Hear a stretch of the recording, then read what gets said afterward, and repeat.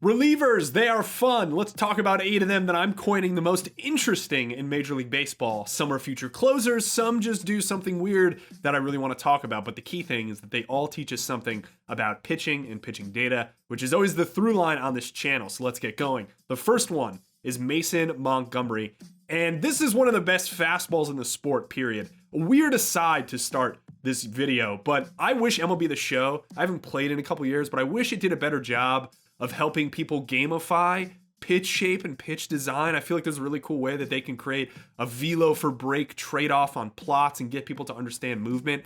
The reason I bring this up around Montgomery is that if you were to build a fastball in that game, this is exactly what you would want. And it would be that 99 overall, the absolute diamond gem. He sits 99 with 19.5 inches of vertical break, which is 4 more than the average. That is an exceptional amount, especially when you consider that he has an average release height.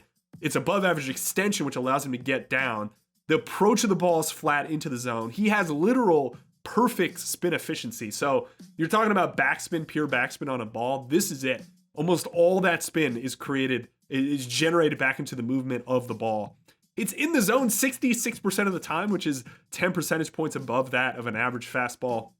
Crazy high, even for a reliever. The miss, though, is weird. So the thing with these fastballs, they're so good, but it's funny to me that he's allowed 3 barrels to right-handed hitters. Every single one of them is down in the zone. I almost wonder whether, most fastballs miss up and arm side. He's weird enough where perhaps his miss is more in a spot that you normally don't see, and as a result of that, it just gets popped whenever it's down.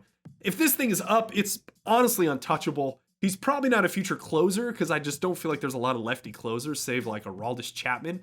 But man, I don't know. I would take this guy over a lot of relievers in baseball as like a leverage option in spots. 7th, 8th inning, pocket of lefties you hate. Mason is going to blow them away. He's got a slider too, which I didn't even mention. Most of these guys who have crazy vert fastballs don't get around the ball to throw sliders well. Montgomery does a pretty good job of just ripping it really hard. So fun pitch, but this is all about the fastball. I think it's the best fastball in the sport. Next one is Alek Jacob. This guy, I think, is the weirdest reliever in baseball. He's 26 years old. He's a low slot righty. He has a 3-degree arm angle. That's the 3rd lowest in Major League Baseball this season. His slot is lower than 99% of Major League right-handed pitchers. He's got big extension above 7 feet. And mix that all together, and he's getting a pretty good amount of vertical break. But I buried the lead here. He sits 86 miles per hour, 86 miles per hour, and he's not old. I think the guys who often sit low velo are just old. He's 26 years old. He's also a big dude. I have no idea why he isn't throwing harder, honestly, but it works. We're going to talk about it in a second, whether I think it's sustainable, but his angles are super weird because of that low slot. Partially the vertical break he's getting, which is around average for a 40-degree release angle, arm angle, which is a massive difference. You think of like 3 degrees versus 40 degrees. Like, I don't know what this guy's doing to be able to carry the ball this well, but it's partially due to the velocity. As you throw harder, the ball has less time to break. So if he threw 91-ish, what he'd look like is probably some iteration of Paul Sewald, who sat 91 to 93 for most of his career and worked off angles and did a really good job, had a really great career. That's who Alek Jacob is. He's just a worse version of that, and yet he's used in leverage moments for the Padres. Really fascinating pitcher. I don't really get it. If he's a ticking time bomb, I really wouldn't be surprised. I'm just not convinced 86 miles per hour is sustainable. Everything in my bones about velocity and what we've learned about velocity, I'm cool with making exceptions around 90 to 92. Shodi Managa, Paul Sewald. There's a variety of other guys that I'll totally take, but 86 miles per hour, I don't really even know what to say here. Before we get going on our next guy, a small call to action. Give me the reliever that you have seen that has jumped out this year in the comments, and I'll react to it. I love doing this stuff. I feel like in the last videos I've done that are a little more open forum, I've gotten some good responses, especially in the breakouts and such. So let me know what your guy is, and I'm just curious to see. I like looking at relievers I haven't thought about before. And if you're a Met fan and you were going to say Max Kranick, I unfortunately am going to steal him here because he's been nails this season. Really fun story. Kind of more of like a damage limiter than really an overpowering Mason Montgomery type guy. But the Mets pitching lab is kind of becoming a thing. They've done a really good job with some guys and just making him better. This isn't like a complete overhaul in the Clay Holmes sphere where it's 3 new pitches, converting him to a starting pitcher, etc. With Kranick, it's more like a subtle delivery change. He's got a bit more extension, basically the same release height. The big thing is he tweaked his slider. That's the biggest change, kind of more of a cutter now. His prior shape from 2024 got bludgeoned anywhere in the strike zone. And the new shape has done a really good job being in zone, limiting contact. I often feel like on the nerd side here, we can call out and do it relatively well when we see a pitch that is not succeeding. And we can basically play analyst in an org and be like, hey, you got to fix this. The difference is when you're actually in the org, then bringing that down to the player and knowing the course of action to actually fix said pitch. But I think we do a good job on the nerd side identifying things like this. And if you were looking at Kranick in 2024, my God, stop throwing the cutter. This cutter slider thing, it's terrible. It's just a bad pitch. It got killed in the zone. So, I mean, kudos to the Mets for actually implementing and giving him a better cutter. One that he's now kind of jamming up into lefties, kind of fastball up in, cutter up in. It's a weird approach, but it's working. I don't think there's a ton of upside here, partially because it's more like contact neutralizing as opposed to blow him away with swing and miss. But he was a waiver claim, so hat tip to the Mets. Kranick's a fun one. Justin Martinez is our next one. You may have seen him a ton on Pitching Ninja because he sits 101. Top 3 in velocity this year, no qualified innings. Ben Joyce, Justin Martinez, and Mason Miller in very good company. He's a four-seam sinker, slider, splitter guy. If you look at his plot, everything he throws moves arm side. So he's what you'd call a pronator. He cannot really create glove side movement. This makes him slightly more effective versus left-handed hitters than right, so he's kind of a reverse splits guy. The main thing I want to point out, the splitter is wacky. Very, very weird pitch. Mike Petriello had a piece on MLB.com about this. I encourage you to check that out. He did a great job kind of explaining how weird this pitch is. He called it like a knuckle split. I think I agree. You know, when these pitches get down in spin so much, he's around like 600 RPM. There's just air resistance, weird things go on, and the ball moves in odd directions. So it just creates variance in movement. This is very similar to what Roki Sasaki throws. It's just, I'm going to throw up the spin of those two pitches. Martinez is still creating more what you'd call like disco ball spin on his, such that it drops down, and then the low spin nature of it allows it to kind of wiggle in both directions. But if you watch Sasaki's release, he almost clips the front of the ball and creates almost curveball spin from a splitter grip.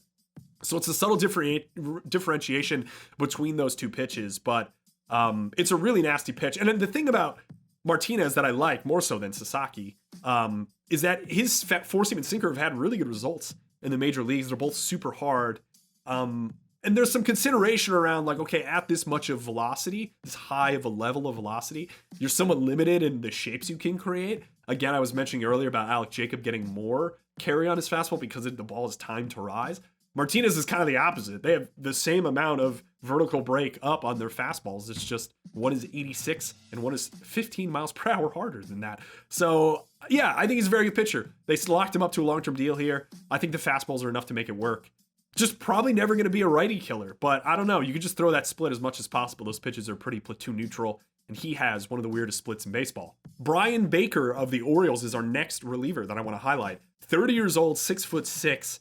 This is the exact kind of guy I yearn for here. Just a big dude, super high release, pretty vertical slot overall. He throws really hard. He carries the ball really well. He sits 97, 19 inches of vertical break from a 6'6" release. That is a really high release. That's higher than 98% of pitchers in MLB. So you can see I'm really going through the motions here, finding the lowest slot possible and then one of the highest slots possible. Just really downhill plane. The Orioles as a team, when I was looking at some minor league data last year in the aggregate, really like high level 30,000 foot view, had some of the highest release points on their four-seam fastballs.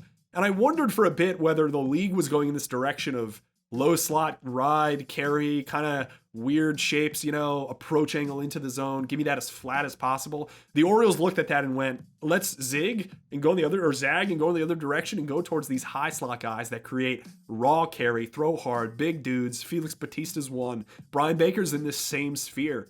When he faces righties, he's like 55% slider. Versus lefties, he runs like a huge chase rate on his changeup. And that is a pretty deliberate separation here. So I like that. I feel like some relievers get siloed into like one combination of shapes, but we're getting to the point where most relievers have multiple pitches. His changeup's like a big vertical separator as well as a velocity separator. Big chase rates on it, as I mentioned. It's a fun combination of pitches, and I think the fastball is good enough to work versus both-handedness. Why now, though? Baker threw 2 breaking balls last year. They combined them into 1 this year, and then I mentioned that changeup. He picked up a lot of drop year over year. I didn't see too much of a grip difference on it. But those are fun changes. He's throwing it slightly harder. It just seems like they got him into a really good spot mechanically, and everything's flying now. And he looks like a really good leverage arm for them. Batista's been fine off Tommy John or whatever he had. I don't know if it was internal brace, but I don't know. If they need someone to get saves here, I wonder if it's Baker over some of the other options in their pen. I'm going to combo two lefties right here. We're going to go Gabe Speier of the Mariners and Jose A. Ferrer of the Nationals. Shout out to Eno Saris for giving me the tip on Ferrer. He's a fun name, but let's start with Speier. This is a classic upshoot lefty fastball. He throws two of them, four seam to sinker, four seam to righties, sinker mostly to lefties, but he'll mix both to each-handedness. But the four seam's really the carrying tool here. He hammers this thing at the top of the zone. If you look at his heat maps from 2024 and compare it to 2025, I'm not entirely sure what they changed from a mechanical perspective or a cue perspective, but he is not missing the top of the zone with that offering. And as a result, his VAA, that approach of the ball into the zone, how flat is that, is really flattened out because VAA is so dependent on location. So the more you elevate, you can almost artificially flatten out your pitches. So he's in this vein of like Seawald, who I've already mentioned, but Brian Wu does this from the right side for the Mariners as well.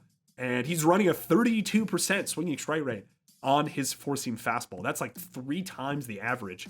It's a crazy pitch. I really like it. He's one of the more, he's like a name that popped for me this year, where it's like I was looking for some upshoot fastball guys, and Speier's one of them. Ferrer is a bit different. Sinker slider to lefties, sinker changeup to righties.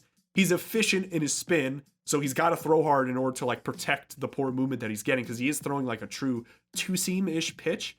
The odd thing here to me, though, is his locations. So I know Eno's model on Fangraphs likes him overall from a shape perspective, but I find it odd that to lefties, the sinker and the slider, which I'll show, are in the same spot of the zone. Basically, it's arm side up portion into lefties. And then when he goes to righties, the four-seam moves, or the sinker moves a bit more away in terms of its location, but he doesn't run the changeup off that outer third. He kind of pulls it and mixes it down into the zone, just doesn't have a good feel for it, it seems, in terms of his command. He's interesting. I think I like Speier a bit better from my POV here, but I think Eno prefers Ferrer. So shout out to Eno, because he does great work, and I love following his stuff. Lucas Erceg is our next one. He was an athletic reliever that got traded to the Royals. Thought it was a really sharp acquisition. This dude's pretty fun. He was a third baseman and then converted to a pitcher in 2021. And I think he's one of the best arms in the Royals bullpen. Small sample, but he's taken an odd approach this year where he's throwing more fastball. So he's also a 2 fastball guy. Throws a four-seam, a sinker, a changeup, and a slider. And I think it's odd for him to back off the slider because that thing was insane last year. He didn't allow a barrel on it to left-handed hitters. It was his biggest swing and miss pitch to righties. This year, he's kind of going away from that approach, and he's getting a lot of non-fly ball contact. He's just ripping these fastballs, and it's working. A lot of stuff on the ground. The reason I'm bringing him up, though, and I'm going to be honest here, I kind of like him as a conversion candidate eventually to starter. Now, I got to preface that by saying I'm not entirely sure on this relationship between how much torque you're putting on your arm and how hard you throw. This is something I brought up in my video on Clay Holmes and Jeff Hoffman. 2 guys I thought could make the conversion. One of them did, and has been pretty successful so far in Holmes. But this is a consideration. If he's sitting at this 97 window and he's creating a lot of torque for his arm, perhaps if you scale him up, you put him at a lot of injury risk. But a guy like Holmes, my assumption is that he was not in that velo torque area that would create some issues. So jump to that video where I explain that a bit more. I'll link to it in the video description of this video. But he's one that I'm bringing up because I wonder whether we jump into the offseason, whether he could convert. He's never done it. Obviously, he was a position player, but it's a fun idea because it's 2 fastballs. I like the changeup, and the slider's hard enough, and has shown success at higher levels for maybe, just maybe, it to work. Last one here, I'm going to give you a AAA reliever who I think could get saves down the road. His name is Emiliano Teodo of the Rangers. He throws absolute cheese. Sits 98 with an 87-mile-per-hour slider. But the thing here is that his body traits are kind of odd. He's short. He's like 6'1", average pitcher somewhere around 6'4". He's got low extension, so he doesn't get down the mound super well, even relative to his height. And he has an above-average release height. So that implies that he's got like a really high arm angle for his size. And I wonder whether this creates some visual deception here, especially with his slider shape, which is more of this pure bullet. The Rangers as an organization seem to be on this shape, where it's not necessarily really hard. It's just, it's got this death ball characteristic to it where it kind of just dives. High slot, low slot, doesn't really matter. Rocker has this pitch. Alejandro Rosario is down with Tommy John for them. One of their top pitching prospects has this shape. Teodo has this shape. They have other arms in their org that throw this shape. And his is 87, but man, combined 24 and 2025, 60% whiff rate on this. Average for sliders is somewhere in the low 30s. 38% chase, 28% swinging strike rate. I mean, this thing just chewed up hitters. The Rangers are really good at developing that pitch in particular. And I think he throws hard enough to allow his kind of more two-seam fastball to work. And the Rangers are going through a hodgepodge of these relievers right now, like Luke Jackson, they got Chris Martin, etc. I think this is the guy that they converted to a reliever from a starter last year that I think at some point he becomes almost like maybe a multi-inning guy too, because they're using him in, 2-inning stints, an inning and a third, inning and 2/3. That's a really dynamic weapon to have because he's able to be stretched out and do up downs, but you can use him in leverage moments. So I find him super intriguing from like a deep down the road if they're in it and they need some guy to pop late and give them some juice in the pen. If some of their veterans break down, it's Teodo for me. He's fun. All right, that's all I got. Substack, check it out. I'll link to it in the video description. Subscribe, like if you're not already. If you made it to the end of the video and are watching this outro, appreciate you for hanging around this long. Drop comment. Give me a comment. Who's your reliever that has jumped out this year? I want to hear them because I'm sure I missed some guys, but these were the ones that I thought would maybe be the most frequently mentioned. So I hope I hit them all. As always, thanks for watching.